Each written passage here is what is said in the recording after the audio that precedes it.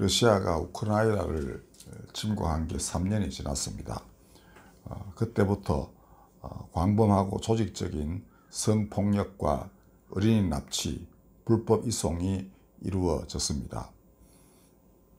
2024년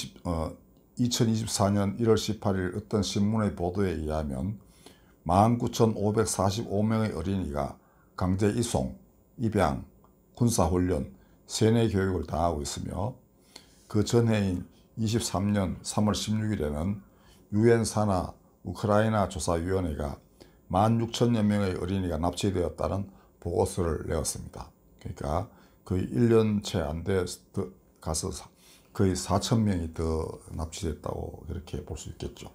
그리고 그 다음 날인 3월 17일에는 국제형사재판소가 푸틴에게 전범 혐의로 체포영장을 발부하였습니다. 그러니까 이 국제형사재판소는 2002년에 만들어진 건데 이렇게 할 수 있습니다.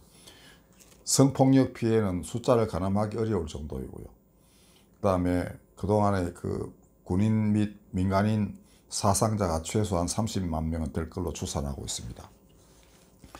과연 강도 만난 우크라이나인들의 이웃은 누구이겠습니까? 오늘 본문인 선한 사마리아인의 비유에 의하면 강도 만난 이를 지나쳐버린 제사장도 레위인도 아니고 그에게 자비를 베푼 사마리아 사람이 그의 이웃입니다. 사마리아 사람은 유대인들이 경멸하던 사람이었어요. 제사장과 레위인은 유대인들의 지도급에 속하는 사람들입니다. 그런데 이 사마리아인은 강도 만난 이를 응급처치하고 안전한 주막에 데려가서 하룻밤 돌보아주고 그 다음날 떠나면서 잘 돌봐주라고 부탁도 하고 남은 비용 또 있으면 자기가 부담하겠다 약속하였습니다. 근데 작금의 트럼프 푸틴의 평화협상을 보고 있으면 트럼프는 지난 3년간 우크라이나의 부동산 보유 실태를 소상히 파악하고 치료비 받아낼 생각만 한 것 같습니다. 쉽게 말해 수십만 명이 죽고 다치고 2만여 명의 아이가 납치당하고 많은 여성들이 성폭행당한 이런 쉽게 말해 초상집에 가서 빚 갚으라고 독촉하는 것과 똑같다고 할 수 있습니다. 좀 제 말이 과하다고 생각되시지만 저는 그런 생각이 듭니다. 다른 유럽 국가들도 미적거리기는 마찬가지였습니다. 다 기독교 문명권에 속하거나 이 사마리아인의 그 행동을 인간의 행동의 규범이라고 생각하는 그러한 문명권입니다. 그래서 유럽 쪽에는 선한 사마리아인 법이라는 게 있어요. 그러니까 아무 의무도 없지만은 누가 이 강도당하는 듯이 공격에 처하면 반드시 주변에 있는 사람이 누군가를 도와줘야 되고 도와줄 만한 입장에 있는 사람이 안 도와주면 처벌받는 그런 법이 있습니다. 자, 그런데 지금 이 우크라이나 상황에서는 그렇지 못했던 것 같습니다. 다 기독교 문명권에 속하거나 스스로 예수를 따르는 사람이라고 자랑하는 이들이 이렇게 했습니다. 진실로 하나님의 진노가 임할까 두렵습니다.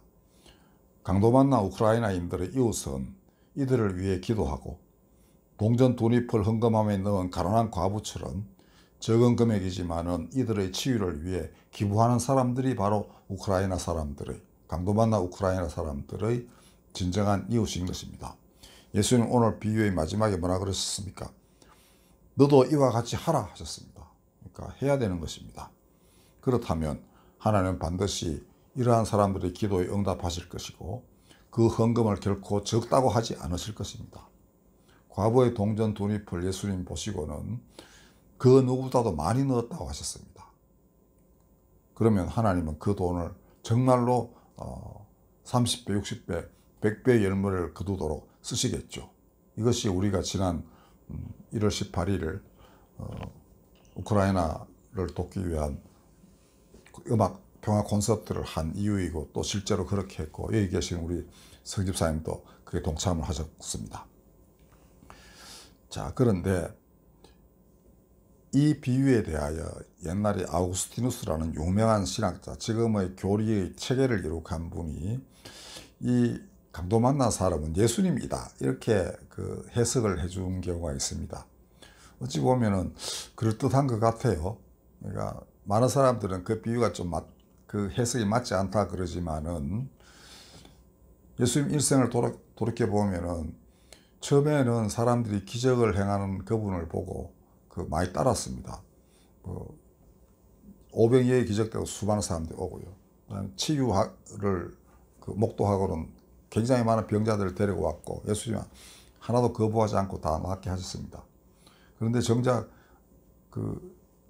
이 제사장 그룹과 바리새인들 이들이 야합하여 로마의 힘을 빌려가지고 그를 죽이려 할 때에는 아무도 그의 옆에 서려고 하지 않았었습니다.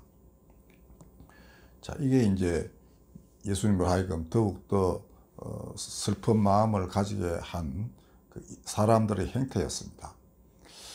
토마스 아 캠피스라는 사람이 그리스도를 본받아라는 책에 그런 글을 쓴 적이 있습니다. 사람들이 그의 만찬에 초대받는 것은 즐겨해도 그 식탁에서는 즐거이 많이 참여해도 그 십자가에 동참하는 사람은 거의 없다. 이렇게 말했습니다. 이게 이제 그가 많은 것을 막 주실 때는 수없이 많은 사람이 오지만 이제 내가 악의 세력에 의해서 이제 목숨을 잃게 되지만 우리 그것이 악을 이기는 근원적인 힘, 거기서부터 비롯되는 것이다. 진정한 생명이 무엇인지를 하나님이 주시는 영원한 생명이 어떤 것인지를 사람들이 알게 하려면 내가 그 길을 갈 수밖에 없다. 이렇게 생각하고 십자가를 정말 힘겹지만은 받아들이셨습니다. 겟세마네 동산에서 기도하신 걸 보면 굉장히 괴로워하셨던 건 분명합니다. 얼마나 처형당하기 싫어하셨겠어요. 그렇지만은 그것이 영원한 생명이 무엇인지를 사람들로 하여금 목도하게 하는 유일한 길이었기 때문에 이 한갓 헛되이 지나가고 말 그렇지만 엄청나게 센 악의 권력 거기에 사람들이 다 순응하고 복종하고 그러다가 그들이 내세운 신 앞에 경배하고 하나님을 헌신짝처럼 버리는 이런 세태 속에서 그런 하나님에 대한 믿음이 어떤 것이고 그가 주시는 선물이 어떤 것인지를 확실하게 알게 하려면 그 길밖에는 선택의 길이 없었습니다. 그래서 네가 하나님의 아들인 줄 뭐로 증명하느냐, 증명할 걸 내다 알아봐라. 이렇게 사람들이 그에게 말했더니 요나의 표적 외에는 너에게 보여줄 것이 없다라고 했습니다. 요나는 물고기 뱃속에서 사흘간 갇혀 있다가 이제 나와서 하나님의 사명을 수행하는 그런 사람인데 어찌 보면은 그거죠. 그러니까 깊은 고난 속에서 아무도 도와주는 사람이 없고 빛도 없고 생명도 없는 듯한 상황 속에서 하나님에 대한 믿음을 세우고 또 그럼으로써 새로운 세계를 열려하는 그런 자리, 그것이 본인의 이 땅에 오신 이유이고 또 그렇게 갈 수밖에 없다는 운명임을 그렇게 표현을 하셨던 것입니다. 저는 오늘 그런 생각이 들었습니다. 야, 우크라이나 지금 3년인데 요나는 사흘간 물고기 뱃속에 있었지만 우크라이나 사람들은 3년간 지금 나라 전체가 물고기 뱃속에 있는 듯한 그러한 상황이 아니었겠나라는 생각이 듭니다. 트럼프는 이제 4월 20일 우리 부활절, 우리도 부활절까지 117일간 기도하기로 했는데 본인도 그때까지 평화협상을 타결하겠다고 하니까 두고 봐야 되겠습니다만은 어쨌든 이제는 가장 정의롭고 하나님의 뜻에 합당한 그러한 평화가 그 땅에 이루어지는 것이 저는 하나님의 진정한 우크라이나에 대한 사랑이고 자신이 누구이신가를 드러내려는 그 의도가 거기서 분명하게 성취되리라고 생각을 합니다.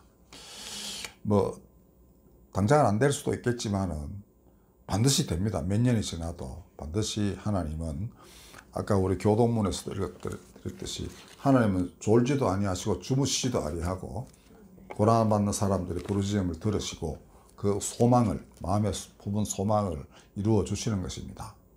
시편 47편 4절에 보면은 여호와를 기뻐하라. 그러면 하나님이 너의 마음에 품은 소망을 이루어 주실 것이다 라고 기록하고 있습니다.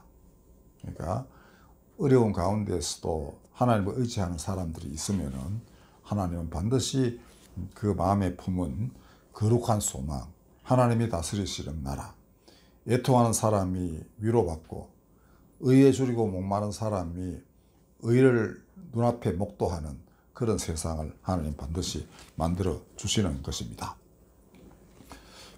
오늘 우리 트럼프가 어떻고 푸틴이 어떻고 세상에서 가장 힘센 사람들이죠. 마음대로 막 합니다.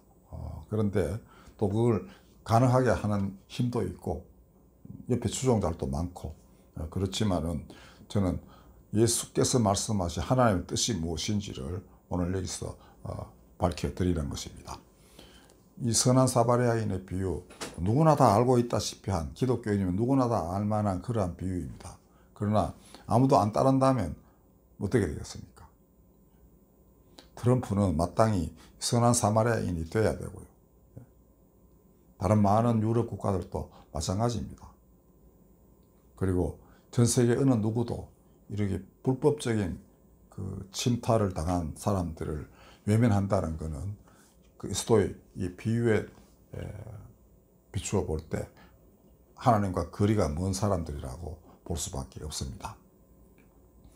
한국 사람 중에도 우크라이나 저 멀리 떨어진 나라 우리가 관심 가질 필요가 뭐 있냐 하는 이런 정치 지도자도 꽤나 많았습니다. 그러나 그렇게 볼 수 없는 것입니다. 우리가 얼마 되지 않는 돈을 보냈지만은 그들은 우리를 멀리에서도 우리의 친구가 있구나라고 감사했습니다. 아마 그 편지를 보낸 사람은 이 선한 사마리아인의 비유를 빗대어서 그렇게 표현했으리라고 생각합니다. 누가 이웃이냐? 누가 친구이냐? 자비를 베푸는 분이 바로 이웃이요 친구입니다. 이제 예수께 질문을 한 사람이 그렇게 자백할 수밖에 없었습니다. 그렇죠? 아무리 우리 기도가 그렇게 매일 몇 시간씩 하는 건 아니지만은 우리 마음이 그쪽으로 향하여 있고 우리 손의 씀씀이가 그쪽으로 이렇게 뻗어져 가 있으면은 하나님은 그걸 결코 헛두르게 보거나 사소하다고 생각하지 않으십니다. 결국은 그 수많은 사람들이 온 지구상에 많지 않겠어요? 그죠? 기독교인이든 아니든 오히려 이 마음으로 이웃을 대하는 사람, 옛날 선한 사마리아인들이 사마리아 사람들이 유대인들에게는 경멸을 받았지만 예수님은 일부러 이렇게 그러니까 이방 세계 유대인이 경멸하는 하나님을 믿지 않는 사람이라 할지라도 이렇게 이웃을 내 몸처럼 사랑하는 사람이 많다는 것을 이렇게 이 비유를 통하여 이미 말씀하고 계신 것입니다. 온 땅에서 그런 마음을 가진 사람들이 이 새로운 시대, 이 마지막 때에 하나님의 백성인 것입니다. 간단합니다. 다시 오시는 예수, 그분이 이룩하실 종말론적 하나님의 나라의 기준은 딱 하나예요. 새 계명, 내가 너희를 사랑한 것 같이 너희도 서로 사랑하라. 이 계명을 지키라고 합니다. 다른 모든 계명 다 그만두고 이거 하나만 하라고 하셨습니다. 그러면 자기 몸을 희생해서 다른 사람들을 사랑하는 이것이 바로 종말론적인 하나님 나라, 최종적으로 하나님이 이룩하실 거룩한 하나님 나라, 계시록에 따르면 하늘로부터 내려오는 거룩한 성 새 예루살렘의 그 거민들, 그 시민들은 바로 그것을 행하는 사람들입니다. 다른 거 아무것도 필요 없습니다. 그가 그리스도교의 옷을 입었던, 불교인의 옷을 입었던, 유교인의 옷을 입었던 아무 상관없어요. 오직 그 계명을 지킨 사람. 예수님 오늘 말씀하셨습니다. 너도 같이 이와 같이 하라 라고 했습니다. 선한 사마리아인이 너희의 모범이다 이렇게 하시죠.